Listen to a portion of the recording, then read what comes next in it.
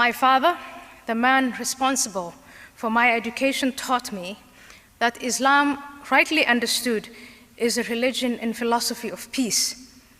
In fact, he said that for any society to be peaceful and prosperous, it had to institute the rule of God, or Sharia. I came to disagree with my father.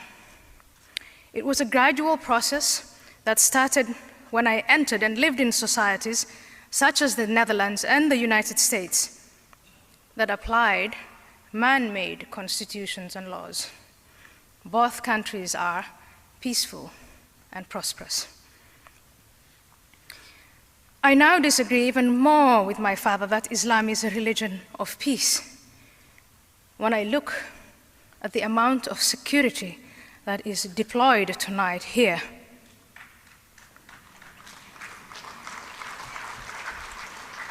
the amount of security that is deployed for the Richmond Marathon. 6 months ago, the Boston Marathon was bombed by two brothers who invoked the founding documents and the founding father of Islam. I disagree with my father when I look at the wanton killing of the Westgate Mall in Nairobi by Somali men invoking Allah and Muhammad to justify their horrid act. Kenya is the most hospitable country to Somalis fleeing their own country, so it distresses me even more. I disagree with my father when I look at the reports this week of 30 men and women worshipping in Iraq who are killed by a suicide bomber invoking the very same God and the very same prophet that they invoke. I disagree with my father when he says that Islam is a religion of peace. When I look at the 120,000 dead in Syria, Syria is now a stage of a proxy war between Islam's two most important and most influential nations, the Sunni Kingdom of Saudi Arabia and the Shia Islamic Republic of Iran.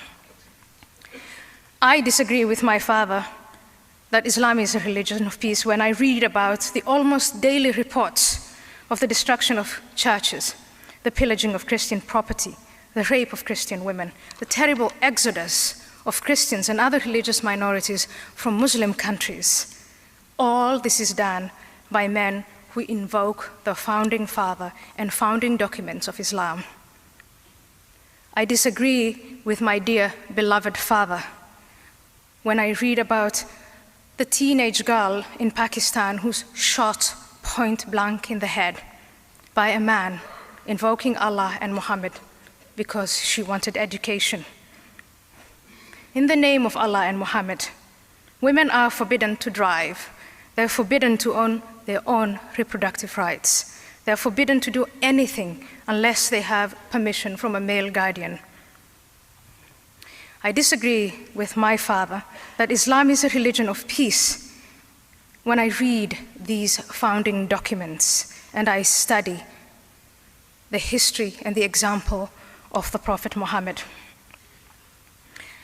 In there, I find an insistence of war and intolerance towards infidels, the hypocrites, those who associate God with others, homosexuals, women, and so on. What Islam needs is not a denial of these overwhelming and compelling facts. Islam needs a reformation.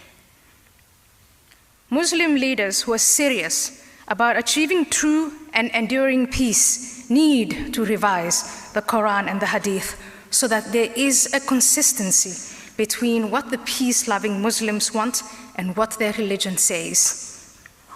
We are now in America. Imam Faisal Abdul Rauf here tonight likes to compare the American Constitution to Sharia law. The Constitution is only 225 years old, and it has been amended 27 times. The Quran is at least 1,200 years old. It has not been amended once. What a shame. It is urgent and imperative to start these amendments. It's time to innovate, innovate, innovate. And I will do, ladies and gentlemen, what I can do to help. Thank you.